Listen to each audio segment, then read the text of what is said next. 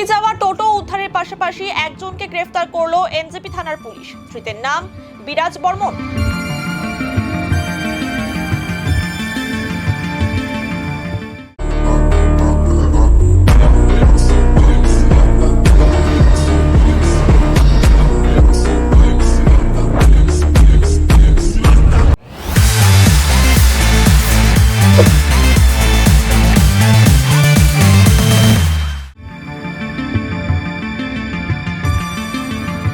গত 10ই জুলাই এনজেপি সংলগ্ন শ্রীনগর এলাকা থেকে একটি টোটো চুরি যায়।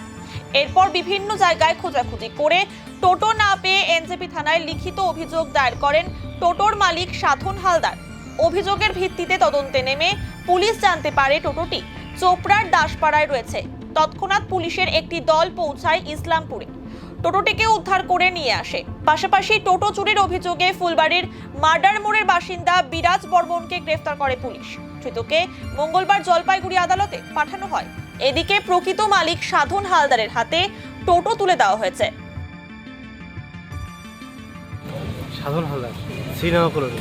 আমাদের 10 তারিখ রাতের বেলা আমরা খেয়ে দিয়ে শুয়েছি, কিন্তু 11 তারিখ সকালবেলা উঠে থেকে গাড়ি নেই বাড়িতে। বাড়ি থেকে গেট আনলক করে দেওয়াল টপকে গাড়ি নিয়ে চলে গেছিলো। গেট ভাঙেনি, কিন্তু দেওয়ালের উপর দিয়ে উঠে ভিতর থেকে গাড়ি গেট খুলে গাড়ি আনলক করে নিয়ে চলে গেছে শ্রীনগর কলোনি। তারপর আমরা সেদিন এখানে এফআইআর দিয়ে আমরা এখানে আসলাম, এসে কথাবার্তা বললাম।